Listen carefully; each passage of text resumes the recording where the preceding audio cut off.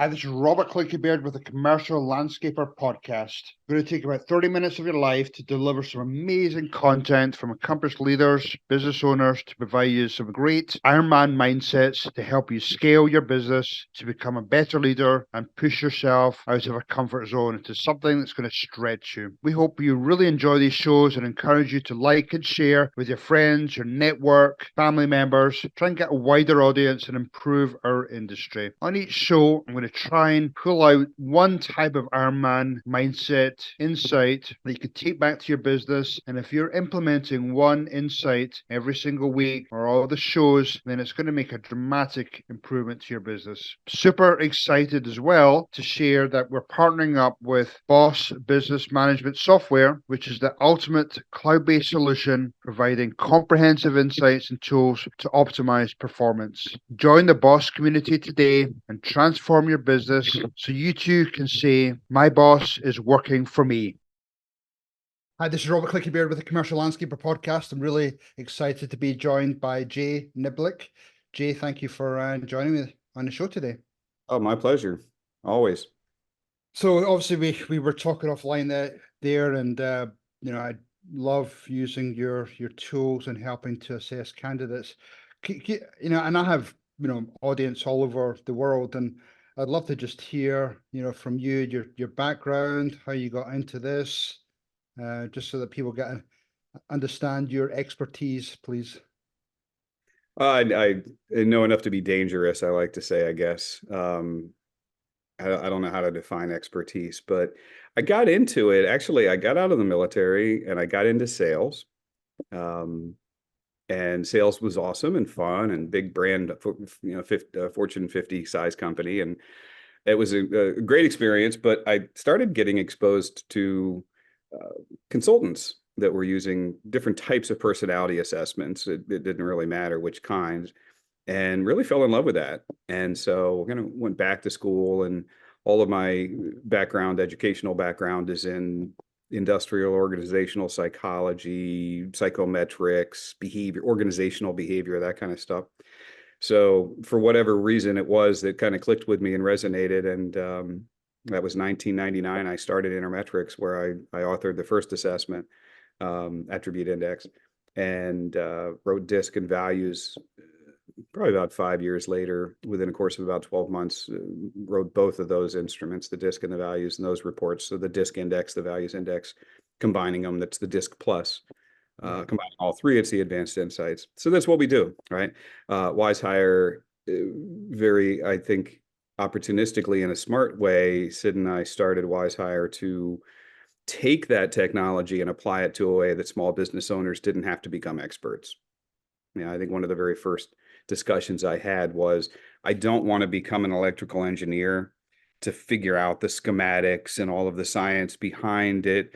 I just want to flip a light switch and the lights come on, because I need to focus on my job of running this business or landscapers or real estate or whatever, right?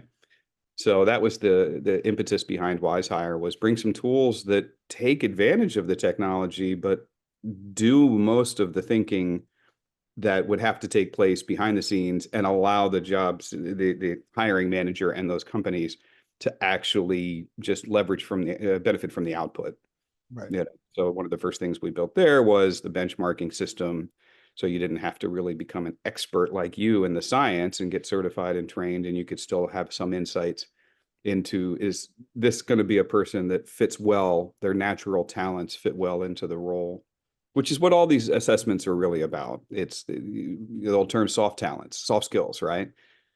And they were called soft versus hard skills because they couldn't be quantified. They were all those mushy things where, personality and emotional intelligence and all that stuff. And so our entire job is to try to quantify those soft skills so that you can make them visible. Then you can make decisions that are more informed based on, is this person going to have a job or in a job where it relies on their natural talents, and it relies on their natural thinking styles or behavioral styles, the way that your mind is wired. Yep.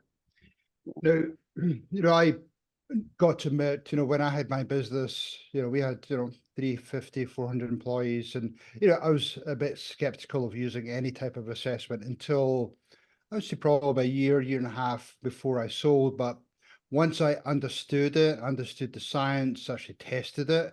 I mean, I was obviously a firm believer, still am a firm believer.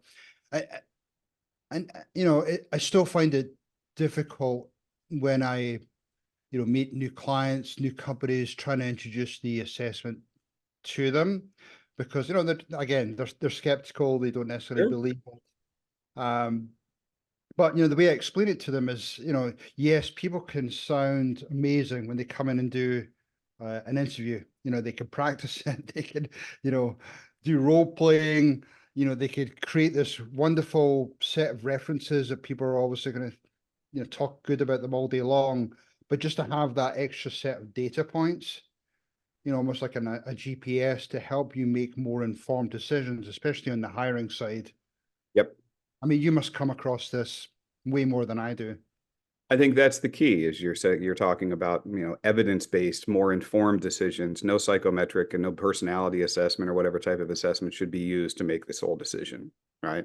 Best recommendations in the industries out there is that any instrument, combined instruments, a battery of assessments should never exceed more than maybe 25 to 33% of the decision. So we're just using a hiring scenario here. Being agnostic, even though I know I'm personally very biased because I wrote the DISC index, I wrote the values index. From an agnostic standpoint, there's a lot of great assessments out there. You have to make sure, and we could have an entire hour-long dialogue about validity and reliability, and after the first 5 minutes, everybody would be asleep. But as long as it's valid, as long as it's accurate, as long as they've done the reliability studies, and if you're using it in hiring, as long as the company has done the adverse impact studies, then it is something that has been rigorously tested. Unfortunately, there's a lot out there that hasn't been. Common names that, I don't want to talk bad about anybody else, but there are companies out there that right now, there's profiles being used that shouldn't be, that are being used for hiring that haven't done adverse impact studies. And adverse impact is important for EEOC compliance, but from an ethical moral standpoint, it's more important than having the paper to know that what you're using isn't negatively impacting a specific group of people. It's not biased towards any one population. Right. I think it's common that people are unsure of it. I think people are told that it should have more credence than it should. And so it's normal for people to be speculative. And the best way that I've seen is exactly as you said, try it, become comfortable with it. And most important of all, two things. One, make sure it's valid. If you ask a company that you're getting any assessment from for their validity and reliability studies, or what they call technical manual many times, if they don't freely give that to you, I'd probably turn around and head and run, if not walk, at least in the different direction. Right. And two, when using them, it's just more data. It's not the only data. It's not the most important thing, but it is insights into things that, as you said, I used to have a presentation I put on for years around the world. Slide said, "Are you tired of hiring John Wayne on Friday and Woody Allen shows up on Monday?" I'm aging myself. I know who you're talking about. Lauren's in here. She'd probably be like, yeah, I've heard about those people, but it'd be hiring Timothy Chalamet on Friday and somebody else shows up on Monday. But that's the key, is think about it. If it's in a hiring scenario, are you really getting to know that person? They've been practicing. You said it.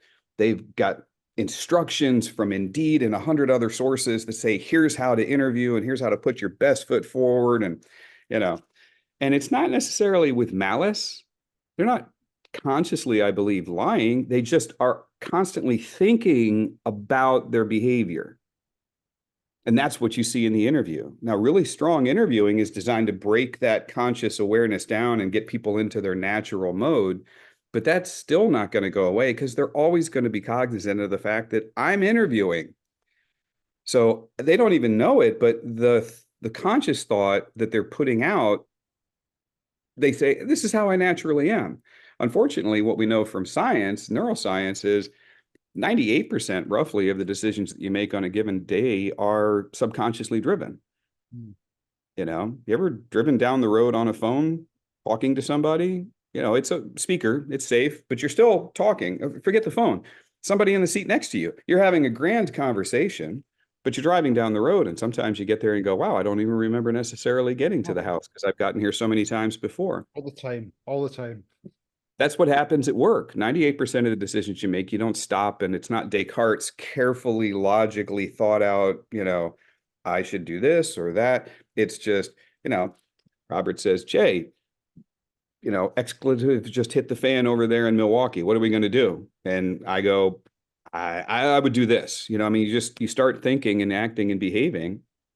And so you need to be able to understand in interviews what is their natural style likely to be out of an interview. And that's what good, solid, accurate assessments can help contribute information into that so you can factor it in. Yeah. Yeah, the other two elements I add or recommend to some of my clients to do, I mean, apart from obviously the assessments and the interviews, but, you know, things like, you know, take them to lunch, take them to dinner, get into that relaxed environment. And then actually you can see how they maybe treat a waiter or a waitress or something, or yeah, just try and get as many of those data points as possible. Or even, you know, during the interview, I'll ask them to, for a list of names of colleagues that they used to work with. So they're not necessarily on a reference list. Yeah. So it catches them off guard. You know, Yeah. someone give me a listen. One of the big five consulting firms, I don't remember, it was McKinsey and Company, PwC, whatever, but they used to make the interview start with the administrative assistant. So he or she sitting at the desk and the person walks up, you walk up and they say, hi, I'm Robert, I'm here for the interview. That's when it starts. And they've enlisted that person, the receptionist at the desk many times, and they would make them wait. They would make them wait, you know, 30, 40, 45 minutes after their appointed time.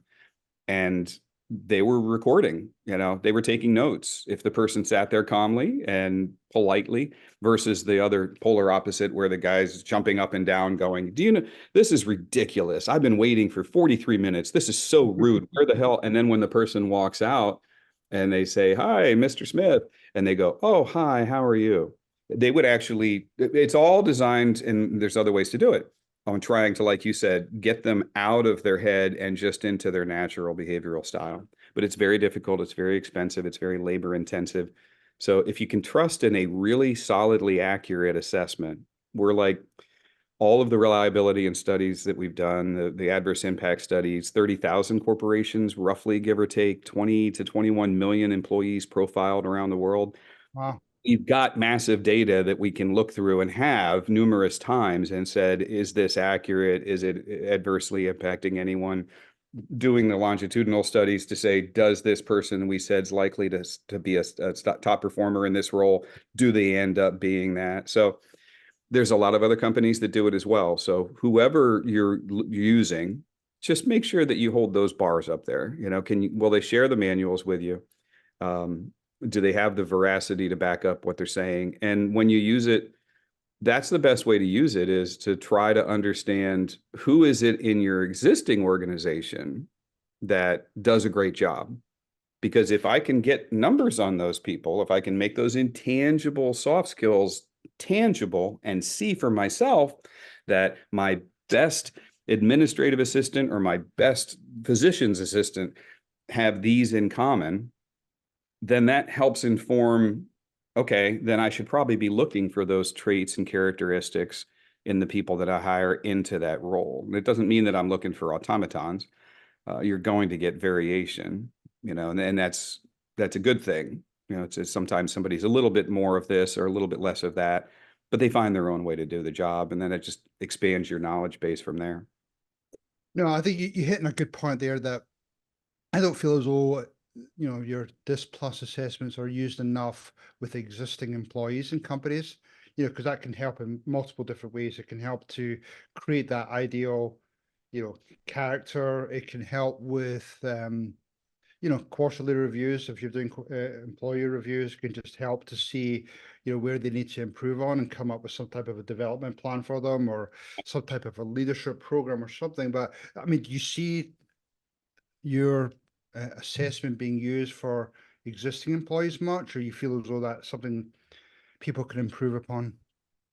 I think it could be improved upon. I think one of the things we did at Wizehire was to create the benchmarks. That's one of the first things that we patented, and it is patent, not patent pending anymore. And that's where we'd go out and find a job description, and we'd find several thousand, usually 2,000 to 3,000 individuals doing the job, and between a mix of job performance reviews, not metrics on how well they perform, right, top to bottom, and their personality assessments or psychometrics, you just look for some statistical correlations that said people in this role across 3,000, a sample population of 3,000 or so, tend to have a pretty strong correlation for these 2, 3, 4 things, whatever it is.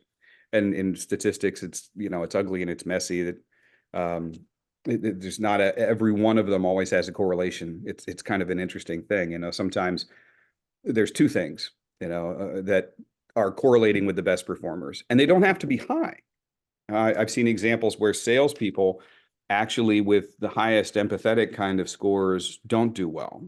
And universally across the board, the top performers in one big study had pretty bad empathy, but it was a door knocking hunter-gatherer, 9.5 doors are closed in your face kind of role. So the empathetics, didn't last long because they felt horrible. And the people that walked down the end of the driveway and went to the next house were like, morons. Yeah, no, they're idiots. They didn't take the sale. They didn't internalize it and say, everybody hates me. So there's no right or wrong to a profile out of context. It only takes on kind of the characteristics of, is it good or bad, in the context of what am I expecting of them?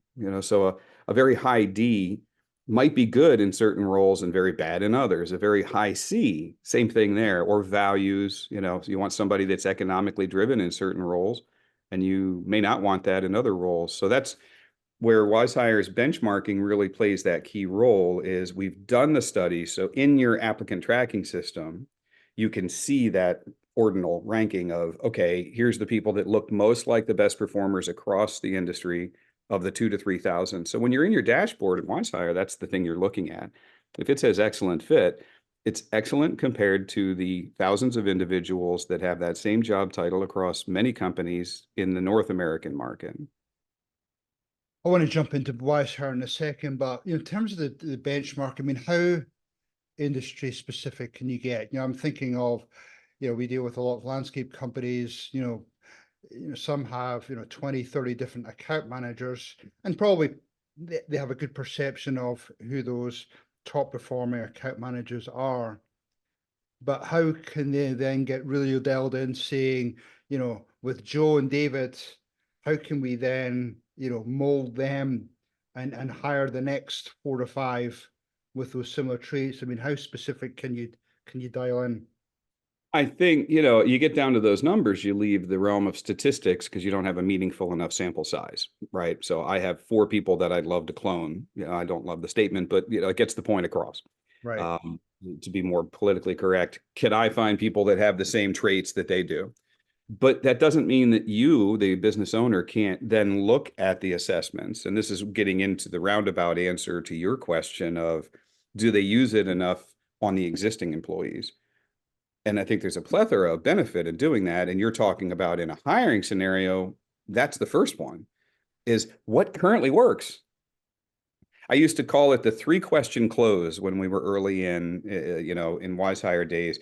Do you have the do's and the don'ts? Do you have the employees that do exactly what you would hope they would do, and they love it and they're passionate for it and you love them? And the opposite, do you have the employees that don't seem to be able to do it? They're not comfortable with it. It's awkward for them. Not good and bad, just not a good fit and a bad fit. And most people would say yes, to some extent. Maybe I'm 50% hiring, maybe I'm 80%, but I get it wrong 2 out of 10, whatever the number is. The second question is, do you understand what the difference is between those 2 populations? I have 20 employees, this, gross example, 10 of them are awesome, 10 of them are horrible.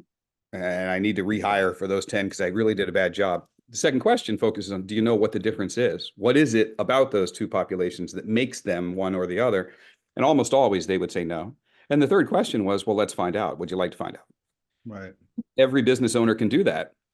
You've got your profiles, you've got your account. You can give those profiles through the link inside the dashboard. You can give those to your existing team. And even if you can't statistically crunch a small number like that, you can look at it. You can see the trends. You can set them side by side and go, wow, I can see that these three individuals tend to have this in common. And it doesn't matter whether there's some empiricism behind it or not. You look at the scores, you look at the bars, and you go, yeah, they have these in common. And the best tip for when they do that is, as you're watching this, when you do that, don't get stuck on the numbers. Just look for big trends and don't worry whether it's high or low. You might find your best performers all have low economic, and high altruism. Right.